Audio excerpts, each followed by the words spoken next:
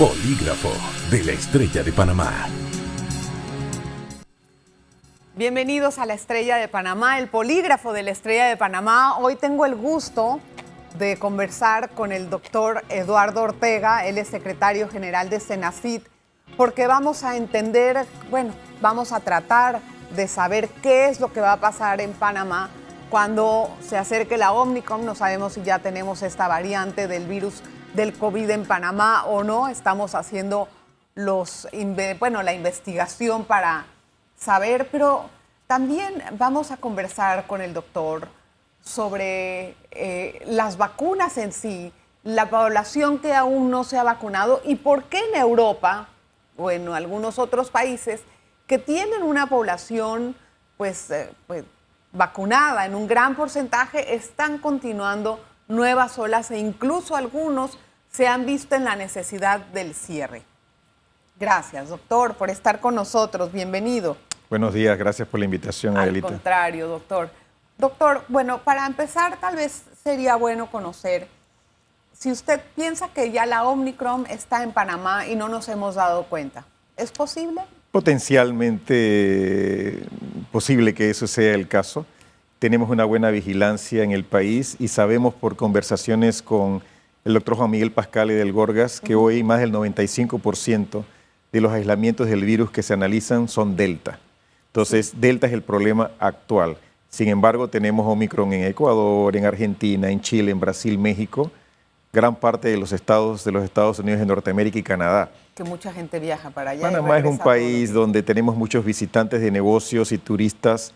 Es posible que entre, va a depender del número de casos que uno analice en el país. En Panamá hay una limitación del viaje de personas que originen sus viajes en la parte sur de África. Sí. Eso pudiera detectar casos. No va a limitar la entrada del virus, la va a enlentecer probablemente, pero es importante porque nos permite aislar el virus, caracterizarlo en Panamá y eso es importante para nosotros. El virus puede venir de cualquier parte, no claro. Solamente de África. Yo no creo en que cerrar fronteras es una solución, pero nos permite intentar identificar el virus y caracterizarlo. Sin embargo, cuando iba a llegar la Delta, estábamos en la misma situación. Es como que estuviera hablando de lo mismo, pero cambiando el nombre. Es lógico que van a venir la Omicron y después podría superar a la Delta o eliminarla del panorama. ¿Qué pasaría en todo caso? A ver, hemos ido aprendiendo cada vez más, aunque nos sigue sorprendiendo el virus cada vez más. Ajá. Delta nos preocupaba mucho porque producía enfermedad más severa, se transmitía más eficientemente, escapaba de alguna manera las vacunas, se multiplicaba más fácilmente en las personas. Tuvimos tiempo en Panamá de verla evolucionar del 30, 60, 90%, hoy es por arriba del 95% y nos sorprende Omicron apareciendo o siendo detectada por lo menos en el sur de África y anunciado por los investigadores en Sudáfrica. Es un monstruo desde el punto de vista del número de mutaciones. El virus en sí. Exactamente, tiene 50 mutaciones. Cuando usted la compara con la Delta, que era la que más nos asustaba, 13, 14 mutaciones. Es importante que sepamos que hay un balance entre las mutaciones, eso se llama epistasis. Sí. Okay. ¿Sí? Y entre esas mutaciones, ellas interaccionan entre sí porque cambia la proteína, claro. Y al cambiar la conformación de la proteína, cambia la función de la proteína. En este caso, ya sabemos algunas cosas de Omicron, sabemos que se transmite más eficientemente que la Delta, parece causar enfermedad menos grave, medido por número de hospitalizaciones, evade la vacuna, no totalmente, la evade mejor para infección, sin embargo las vacunas tienen una buena eficacia y hoy en Sudáfrica, 3 semanas después de haber sido detectada, representa el 90% de todos los aislamientos analizados. Entonces, sí es capaz de desplazar a la Delta y eso significa, Adelita, que ese desplazamiento significa que todas las otras variantes de preocupación desaparecerían, no simultáneamente en todas partes del mundo. Hasta que salga otra variante del Omicron. Así es. Ahora, creo que nos estamos... Es never ending story. Sí, no, yo creo que sí va en la evolución, siendo optimista, correcta, sí. Porque aunque se transmite más eficientemente, produce enfermedad menos severa, 30% menos de hospitalización, la mortalidad no va de una manera paralela al número de casos. Eso es bueno para nosotros y yo creo que nos estamos acercando probablemente a la endemicidad y eso significa que va a haber una disminución de esos casos severos y nos vamos a acercar probablemente a lo que quisiéramos tener. A que sea un virus más leve. A que sea un virus que produzca una enfermedad más leve y si es tan eficiente transmitiéndose con menos severidad, eso significa que va a fortalecer de alguna manera la respuesta inmune de los que nos hemos vacunado. Que es importante aquí, Adelita, que cuando medimos la respuesta inmune en el laboratorio, medimos qué sucede con los anticuerpos normalmente, pero tenemos otra parte del sistema inmune que se llama inmunidad celular. Sí. Cuando vimos los primeros datos de laboratorio nos asustamos mucho porque los títulos de anticuerpos que necesitabas para neutralizar el virus eran 20 a 40 veces superiores a los que neutralizaban a la Delta, que era superior a los que neutralizaban a la variante original. Sí. Sin embargo, los datos de valor para nosotros es lo que ocurre en la vida real. Y cuando vemos los datos de Sudáfrica recientes que fueron compartidos la semana pasada, uno encuentra que las vacunas sí protegen contra hospitalización 70%, uno encuentra que es 30% menos severa, o sea que hay 30% menos hospitalización. Los síntomas parecen ser un poco diferentes. Entonces creo, muy bien, te transmite más eficientemente, pero causas enfermedad menos graves. ¿Qué nos preocupa aquí, Adelita? Mayor número de casos significa probablemente una presión más grande sobre el sistema de salud, porque aunque tengas menos severidad, al triplicar el número de casos, puedes tener un sistema de salud que se colapse, que nunca ha sucedido en Panamá, afortunadamente. Hemos logrado expandir esa capacidad hospitalaria y que con el número de vacunados que tenemos en Panamá, yo diría que tenemos que mejorarlo todavía, porque yo creo que no es satisfactorio. Nosotros podemos estar en una situación donde, aunque Omicron reemplace a la Delta, nuestro sistema de salud no se colapse. ¿Usted cree? Déjeme hacer una pausa, doctor. Hay más del polígrafo de la Estrella de Panamá, no se vaya por favor, vamos a desmitificar algunas cosas de las vacunas, vamos a hablar acerca de los países pobres que no tienen vacunas y los países ricos, cómo se trata esto desde el punto de vista macro a nivel de salud mundial, muchas cosas interesantes. Polígrafo de la Estrella de Panamá. Gracias por continuar en sintonía del polígrafo. Hoy platicamos con el doctor Eduardo Ortega. Doctor, a ver, en realidad uno está viendo el avance de la ciencia, el avance en controlar el virus con nuevas variantes igual de las vacunas. Lo que yo no me explico es, después de tanto desarrollo y tanto conocimiento, no se tenga claro el origen del virus. Vaya, hay varias hipótesis. Eso sí, y realmente me tiene atónita, porque si somos capaces de desarrollar vacunas tan rápido para contraer los efectos del virus, ¿cómo es posible que no sepamos su origen? Tenemos una hipótesis bastante sólida que es una zoonosis. Las zoonosis se originan en reservorios animales, donde el virus se adapta. En este caso sabemos que los murciélagos, que son de los mamíferos más abundantes que existen, están infestados un número importante por coronavirus. De aquí salta la barrera de las especies y pasa a otra especie que no hemos identificado todavía. Eso es lo que yo me refiero. ¿Dónde está ese eslabón? Y para poder lograr tener una hipótesis sólida sobre eso, tenemos que saber cuál es ese eslabón perdido y no lo han encontrado los científicos. Porque creo que todavía no hemos invertido lo suficiente para responder a esa pregunta. Nos hemos concentrado en la parte humana. En algún momento ha habido investigaciones por la OMS, investigadores chinos, que han ido a China a intentar discernir si esto realmente fue un virus que se origina como una zoonosis, llega a un laboratorio y que potencialmente se escapa a ese laboratorio. No es un virus que fue creado en un laboratorio para causar una pandemia, eso creo que está bastante descartado, pero es posible que haya sido estudiado primero en el campo, traído a un laboratorio, escapado. Eso todavía no está concluido, aunque es una posibilidad más remota. Lo que más creemos que haya ocurrido se origina en el campo de una especie que lo transmite a otra, donde se adapta y ahí es transmitido a otra especie, en este caso los seres humanos. Estamos hablando de XX. No, porque creo que en ese laboratorio que significa la ecología, de donde aparentemente se origina en algún lugar de Asia, quizás China, es demasiado amplio. Los murciélagos son de los mamíferos más abundantes.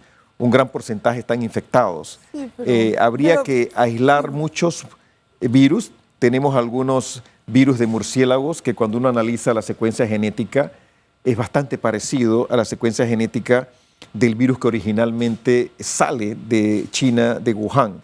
Eso requiere mucho tiempo para poder discernirse, mucha inversión. Pero también se ha hecho mucho tiempo y mucho dinero invirtiendo. Bueno, es lógico que se invierta en contrarrestarlo, ¿no? Yo lo entiendo. Pero yo me pregunto, ¿se habrá metido la política en conocer el origen del virus? Es posible que haya temas geopolíticos importantes que de alguna manera limitan nuestra capacidad para invertir más en entenderlo, y es crítico entenderlo. Claro, si entendemos el paso entonces, de qué especie pasó y cómo llegó a los humanos, nos ayuda a entender cómo prevenir el próximo. Es que ahí va la pregunta, es que si no lo sabemos, estamos listos para vivir un virus peor, porque igual no sabemos dónde están esas dos especies, o esos dos eslagones más bien, que después originaron este virus. Entonces, y lo entendemos de alguna manera, Adelita, para SARS-CoV-1, donde pensamos que sale de los murciélagos, pasa a un felino palmípedo y de ahí al ser humano. MERS, 10 años después, va también de murciélagos a dromedarios y de ahí al ser humano. Ninguno de los dos adquiere la habilidad para transmitirse tan eficientemente, afortunadamente, porque tienen una letalidad mucho más alta que el virus actual, pero ahí logramos trazar un poco mejor cómo ese virus fue saltando la barrera de las especies. Creo que en este caso la diseminación mundial, la alta transmisión, la letalidad total ha hecho que la investigación se haya concentrado en otros temas y nos ha distraído de esa primera fase. ¿Usted como científico descarta la teoría de que haya sido un accidente de laboratorio? Yo descartaría la teoría absolutamente de que fue creado en el laboratorio. No hay evidencia científica. O sea, no fue creado para hacer el mal. Exactamente. Bueno, pero ¿descarta la teoría de que pudo ser un accidente de laboratorio que estaba en análisis o en estudio, como lo hacen todos los laboratorios, y se escapó? Eso no es posible descartarlo en este momento. Yo creo que se requiere todavía mayor investigación sobre ese tema para saber si era un virus que había sido aislado en algún lugar, estaba siendo caracterizado y pudo escaparse de un laboratorio de alta seguridad. Eso creo que no lo podemos descartar el día de hoy. Poco probable, yo diría. Lo más probable. Sí, es probable, pero lo más probable es que realmente sale de algún nicho ecológico que permite la transmisión a una especie y posteriormente a una segunda especie, en este caso los humanos. Creo que esa es la hipótesis más viable que tenemos el día de hoy. Ahora, doctor, ¿qué deben de hacer las farmacéuticas con los países pobres que no pueden afrontar la compra masiva de vacunas? Sin embargo, en otros países, por lo menos como el nuestro, que no somos un país rico, pero que somos un país que por fortuna dedicó esfuerzos para esto, y eso hay que agradecerlo mucho al gobierno nacional, ya tiene refuerzos. ¿Qué deben de hacer las farmacéuticas en este gran dilema? Porque también se mezcla la salud y un dilema moral. Yo diría que muchas cosas, ¿no? Uno, apoyar las negociaciones multilaterales, por ejemplo, con COVAX. Lo segundo, facilitar la transferencia tecnológica del conocimiento que da como resultado la producción de las vacunas. Eso va más allá de las patentes, porque en el caso de las vacunas, liberar una patente que protege un descubrimiento no es suficiente. La producción de vacunas es un tema bastante complejo, y de hecho las compañías tienen protegidos el proceso de la producción de la vacuna más que el descubrimiento en sí. Así que decir que tú liberas la patente de la tecnología de ácido ribonucleico mensajero es parcialmente lo que hay que hacer. Tenemos el resto. Creo que también hay que favorecer la producción de estas vacunas en países en vías de desarrollo. Hay países que tienen producción en la India, en Brasil, por ejemplo, en China, que hay una gran capacidad para producir las vacunas. Un gran número de estas vacunas fueron producidas con financiamiento del gobierno de los Estados Unidos y de los países europeos. Miles de millones de dólares fueron a esto. Creo que el costo de las vacunas, y hay compañías que han puesto el costo de las vacunas sin tener un beneficio económico adicional. En este caso, sabemos que algunas de las vacunas de vectores virales tienen un costo mucho más bajo.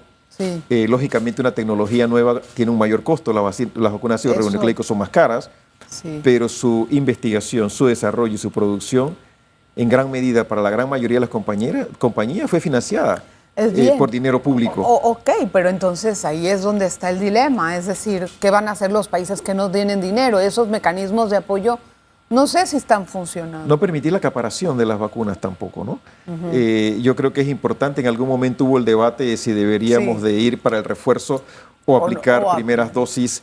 Ese debate existe aún en nuestro país, porque nosotros estamos aplicando el refuerzo, estamos favoreciéndolo, y yo estoy totalmente de acuerdo, sin descuidar los que no han recibido la primera dosis, los que no han completado la segunda dosis. Tenemos 330,000 panameños que todavía no han completado la segunda dosis de Pfizer, y esas personas piensan que están protegidos con una dosis de la vacuna, y no es cierto. Tengo que hacer otra pausa. Doctor, no nos tardamos nada, regresamos enseguida, vamos a hablar entonces del regreso a la escuela para el próximo año. Los profesores que no están vacunados aún, cuál puede ser el riesgo, cómo se va a controlar esto, junto con la llegada de Omicron, las fiestas decembrinas. Bueno, vamos a ver qué es lo que va a surgir desde la opinión científica del doctor Eduardo Ortega. Polígrafo de la Estrella de Panamá. Bueno, estamos hablando fuera de cámara con el doctor Eduardo Ortega. Muy buena la conversa, que se la vamos a compartir. Doctor, vienen la fecha de reinicio de clases presenciales, pero también estamos conociendo que hay 4,000 docentes que no están vacunados. Y a eso se suma que es muy posible que para esa fecha ya tengamos la Omicron. Digo, yo no estoy científica, pero la lógica me indica eso. ¿Cuál es esta composición que ven los científicos con todos estos ingredientes? A ver, personalmente, yo creo que cualquier persona que ofrece un servicio al público tiene que estar vacunado. En este caso, yo creo que los trabajadores de la salud, maestros y profesores administrativos, las personas que transportan a nuestros niños en los buses escolares, aquellos que los alimentan y los que limpian las escuelas deberían estar vacunados. Pero no están 4,000. La mejor herramienta que tenemos el día de hoy para proteger a los niños, si todavía no los hemos vacunado, es que los adultos alrededor de ellos estén vacunados. Y estos maestros deberían vacunarse para su protección y la protección de los niños, y creo que este es un tema de solidaridad. De hecho, he escuchado el tema del distanciamiento, que si no tenemos 2 metros, las escuelas no se deben de abrir. Eso no es correcto. Estas medidas no trabajan aisladamente, estas medidas trabajan en su conjunto. Y eso incluye, por un lado, el distanciamiento, que la recomendación actual es 3 pies, 1 metro. Y de hecho, si nosotros tenemos que sacrificar el distanciamiento teniendo todas las otras medidas en su conjunto, debemos hacerlo porque la apertura escolar es más importante. Pero ahora entendamos de que esto es voluntario, no es obligatorio. Entonces, ¿qué deberíamos de hacer? ¿Hacerlo obligatorio como los países europeos? ¿Van a saltar todos los que están defendiendo sus derechos? Excelente pregunta. Creo que de nuevo, en los que ofrecemos un servicio público, y eso me incluye a mí. Y a mí. Creo que la vacunación no es público, creo que personalmente esa vacunación debería ser obligatoria. Personal de salud, trabajadores públicos, maestros y todos los que trabajan alrededor de la docencia deberían estar vacunados. Eso es lo que yo opino. Y volviendo al tema del distanciamiento, porque ha creado ruido en las escuelas, recordemos que aquí incluye el uso de la mascarilla, la ventilación cruzada, la vacunación de los adultos, la vacunación de los niños, el lavado de manos, y entonces el distanciamiento. Si no podemos garantizar el metro de distancia, todo lo demás tiene que Sí, ser se puede. garantizado, además de la trazabilidad. Ahora, doctor, los niños de 12 en adelante ya están tomando su vacuna, o sea, ya se la están poniendo. Estos, más o menos, es un escudo de protección para ahorita el inicio de clases presenciales ya con más forma. Claro que sí. De alguna manera, aunque sabemos que lo que ocurre en las escuelas es un reflejo de lo que ocurre en la comunidad, no podemos decir que no hay una transmisión potencial en estos niños de escuela secundaria y de escuela Sí. primaria. Vacunarlos es crítico, porque uno los protege directamente, Sí. que es importante, los protege de secuelas, que también es crítico, y afecta la transmisión comunitaria. Ahora, ¿cuál es su lectura sobre el aumento de casos consecutivos desde hace unas semanas a la fecha? Nosotros hemos liberado de alguna manera las restricciones sociales que habíamos implementado Sí. para alterar la transmisión comunitaria.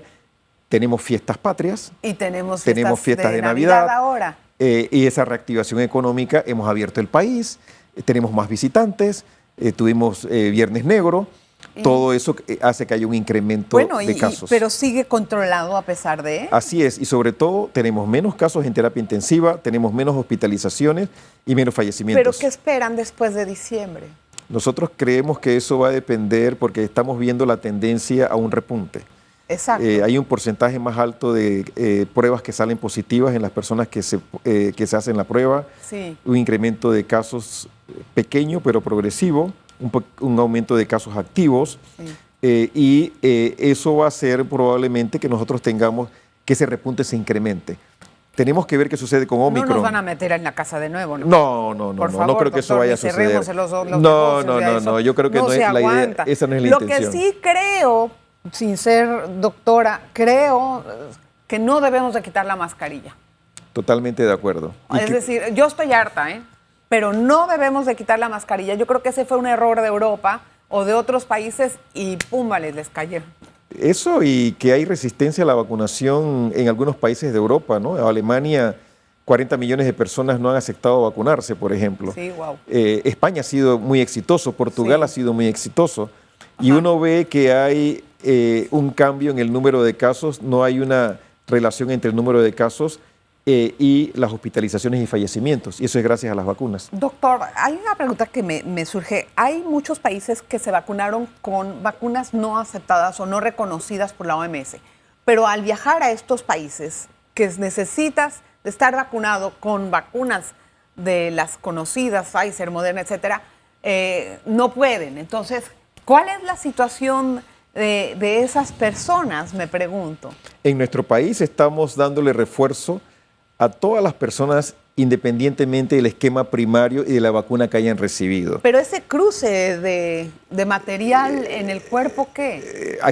No, ya sabemos y hay publicaciones científicas, Adelita, de por lo menos 7 vacunas diferentes que han sido utilizadas como esquema primario y que han sido reforzadas con la vacuna de Pfizer, que es la que utilizamos en este país, donde todas ellas tienen una excelente respuesta inmune. Ajá. Diferente. De hecho, la mejor respuesta inmune es cuando las vacunas con Pfizer o Moderna. Esa es la mejor vacuna para reforzar. Yo diría que tienes vacunas no reconocidas por la OMS, la FDA o la Agencia Europea de Medicamentos. Por ejemplo, algunas vacunas como la vacuna producida en la Unión Soviética, en Rusia, perdón, no en la Unión Soviética, sino en Rusia, Sí. que todavía no es reconocida por algunas agencias internacionales de referencia. Ok. Yo creo que nosotros tenemos que tener también mecanismos de reconocimiento mutuo, bilateral y multilateral. Yo diría que los multilaterales son los de la FDA, la OMS y la EMA, pero Sí. debemos de tener mecanismos bilaterales también, porque esas personas Porque es necesitan que, viajar. No, además que es un derecho, o sea, también no se puede poner esto entre, está cambiando toda la vida con una vacuna. Doctor, me queda muy poco tiempo, así es que bueno, respuestas cortitas. Vamos a hacer un mini segmento de desmitificando las vacunas. Me dice cierto o falso. Las vacunas atacan el ADN. Falso. Mejor me espero a que salga una variante que incluya una vacuna que incluya todas las variantes. Muy complicado. La mejor vacuna es la vacuna puesta y la que tienen disponible en el lugar que te vas a vacunar. Las vacunas son experimentales. No, las vacunas ya están licenciadas por lo menos para ciertos grupos de edad. en muchos países del mundo. Las vacunas son un negocio de las grandes farmacéuticas. Vamos, hay una gran inversión y ellos intentan recuperar la inversión que han tenido. Yo creo que en esta fase de la pandemia deberían ser producidas al costo. Bueno,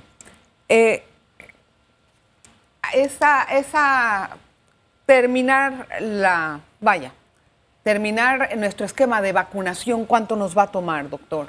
La última. Tenemos 80% de la población vacunable con 2 dosis y 90% con 1 dosis. Creo que tenemos que mirar a la población total. Sí. Y ahí tenemos 73% con 1 dosis y 63% con 2 dosis. ¿Ahí me está contando a los niños de 0 a 5 años? En el primero, 80 y 90% no, pero en el segundo sí. Ahí estamos contando toda la población del país. Okay. Tenemos que vacunar a los niños de 5 a 11.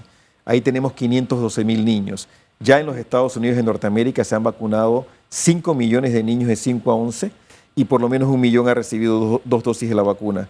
No se han reportado eventos severos en esa población vacunada, lo que nos dice que la vacuna es segura, sabemos que es inmunogénica y sabemos que es eficaz. Es el paso siguiente para nuestro país, vacunar y proteger a nuestros niños para poder abrir las escuelas y regresar a la mejor normalidad pospandémica que vamos a tener. Pues ojalá que sea así, doctor Eduardo, que podamos empezar a vivir no como antes, mejor que antes, pero la verdad, pero con un poquito más de protección y de estar seguros de qué es lo que venga. Ojalá que se encuentren las cosas pronto y podamos tener un esquema mucho más completo.